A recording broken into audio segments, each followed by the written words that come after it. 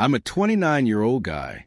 I design databases for a living, which means my brain is wired for logic, structure, and order. For the last 3 years, my girlfriend was the one chaotic, spontaneous part of my life that I thought made it complete. She's a social media manager, so her entire world is basically lived through a phone screen. I figured we were a good balance. I was the anchor, she was the sail. Turns out I was just the guy funding the voyage. The whole thing imploded about 3 weeks ago on our anniversary. I had everything planned. I'd spent months saving up for a ring I helped design. I booked a table at the Perch, the super fancy rooftop place she was always tagging in her posts, the kind with a killer view of the city. I came home from work a bit early, flowers in hand, just buzzing with excitement.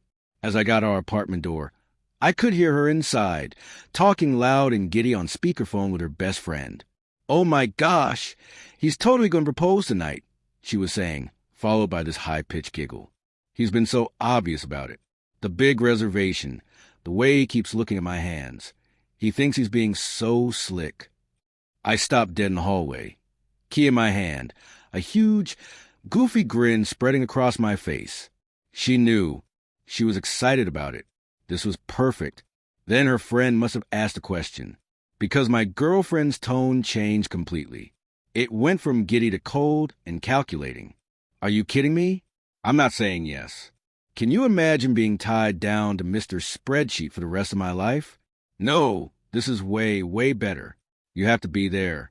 I already told Ashley and Jen to get a table near us. He's going to propose tonight. Watch me say no and make him cry. The rejection video is going to be epic. It'll get millions of views." The flowers just slipped out of my hand and hit the floor. The sound of the cellophane crinkling seemed crazy loud. The talking inside stopped. I didn't wait to hear another word. I just turned around, went back to my car, and started driving with no destination in mind. The neat, orderly world I'd built had just been demolished. My first thought was just pure, blinding anger.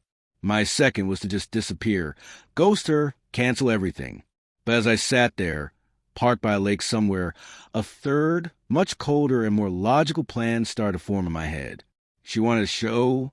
She wanted views. Okay, I'd give her a performance she'd never, ever forget. I didn't go home until late.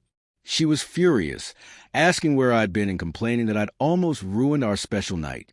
I played the part of the sorry boyfriend perfectly. I told her there was a massive server crash at work, a total emergency. I apologized over and over. I told her to get ready, that the night was still on, and that it would be the most important night of our lives. She completely bought it. To her, I was just a boring, predictable guy in the background of her amazing life story. While she was in the shower, I did something I've never done in my life. I opened her laptop. Her phone was her life, but everything was synced to her iMessage on the Mac. It was a long shot, but my gut was screaming at me. I searched the name of her gym buddy, the guy she swore was just a friend who helped her with her squat form. And there it was, a text thread going back months. It was so much worse than I could have imagined. It wasn't just cheating. It was a full-blown financial plan to drain me dry. Make sure you get him to add you to his bank account before the wedding. One text from him read. Another said, "My guy says his trust fund kicks in at 30. You need that ring on your finger before his birthday next year." They were talking about my investments, the inheritance my grandpa left me. They had screenshots of my financial papers she'd snapped from my desk. Then I saw the text from that day. Her, he's doing it tonight. The Perch, 8 p.m. Be ready. Him, my man, get that rejection on camera. The pity party he throws after will be your ticket to getting him to make it up to you by co-signing on your business loan. We're so close. Her, I can't wait to see his face. He's going to look so pathetic. My blood ran cold. This wasn't a breakup. This was a hostile takeover. My calm, logical plan suddenly got a lot sharper. This wasn't just going to be an embarrassment. This was going to be a complete and total demolition. The drive to the restaurant was surreal. She was practically vibrating with excitement, constantly checking her phone, no doubt coordinating with her camera crew. My friend would be there, she said, trying to act all casual. They wanted to surprise us for our anniversary. Hope you don't mind. The more the merrier, I said, my voice eerily calm. We got to the perch and were led to the best table on the rooftop, just like I had planned. Sure enough, I spotted her two friends at a nearby table. Their phones already out on the table, pointed our way. She gave them a tiny, triumphant nod. It was showtime. She put on the performance of a lifetime.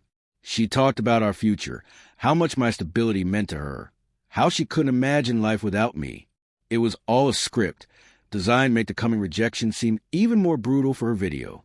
I played my part, too, holding her hand, nodding, telling her how much she meant to me. After the main course, I knew it was time. She looked at me, her eyes wide with fake anticipation. Her friends leaned in. I could literally see the little red recording light on one of their phones. There's something I need to ask you, I said. She put a hand on her chest. Oh my gosh, is this it? I stood up, walked around the table, and got down on one knee. It was perfect. The whole rooftop patio went quiet. Everyone turned to watch the sweet, romantic moment. Her smile was blindingly bright, but I could see the predatory look in her eyes. I reached into my jacket pocket. Her breath hitched. Her friends' phones were raised. But I didn't pull out a ring box. I pulled out my phone. I kept my eyes locked on hers, watching her triumphant smile slowly curdle into confusion. You're right, I said, my voice suddenly loud enough for all the nearby tables to hear. I did bring you here to talk about our future. I swiped open my phone to the folder of screenshots. But first, I thought I'd share some of your amazing business plans with everyone. Her face went ghost white. For example, I continued, turning my phone screen so the tables next to us could see the text. Here's a great idea you and your gym buddy had. Get that rejection on camera. The pity party he throws after will be your ticket to getting him to co-sign on your business loan. A few people gasped. Her friends were frozen. Phones still pointed at us. My ex-girlfriend looked like she'd been tasered. Her mouth was opening and closing like a fish. And I have to admire the long-term strategy, I said, swiping to the next screenshot. This text about my trust fund and how you need a ring on your finger before I turn 30. Genius-level planning. I stood up slowly and dusted off my knee. So, no, I'm not proposing. Actually, I'm here to say goodbye, in front of everyone you tried to impress. I looked over at her friends. You can stop recording. Or don't. I'm sure this version will get even more views. The entire place was dead silent for a second. Then, an older man at the table, next to us, started clapping. Slowly, his wife joined in. Then another table and another. Soon, the entire rooftop was applauding. My ex burst into tears. Real, humiliated ones this time. I just turned and walked away. I paid the bill on my way out and didn't look back. The fallout was incredible. I went straight home and started packing all of her stuff into trash bags. When she finally got home hours later, she started screaming at me. You need to fix this. You'll issue a public apology for faking those texts and humiliating me. I just pointed at the mountain of trash bags by the door. You have until 9 a.m. tomorrow to get your stuff and get out. You're not on the lease. After that, you're trespassing. She tried yelling, then crying, then back to yelling. I didn't budge. The next morning, she was still there, so at 9:01 a.m., I called the police. 2 officers showed up. I showed them the lease with only my name on it, and they calmly told her she had to leave. The look on her face was priceless. But this is where it went from a bad breakup to a legal smackdown. I went through my credit card statements and found thousands of dollars in fraudulent charges she'd made on a secondary card I gave her for emergencies. We're talking hotel rooms, fancy dinners, spa trips. She and the gym buddy had been living it up on my dime for months. This was felony-level fraud. I gathered all the evidence, cross-referenced it with her texts, and filed a detailed police report. Then I looked up the gym buddy. A quick search showed he worked in wealth management and, oh yeah, was married. I found his wife's social media, full of happy couple photos. I put together a neat little package. the texts, the proof of the affair, and the details of the active police investigation for fraud. I mailed one copy to his boss and another to his wife. I heard he was fired within 48 hours. His wife filed for divorce the same week. My ex, facing a felony conviction, had her world crumble.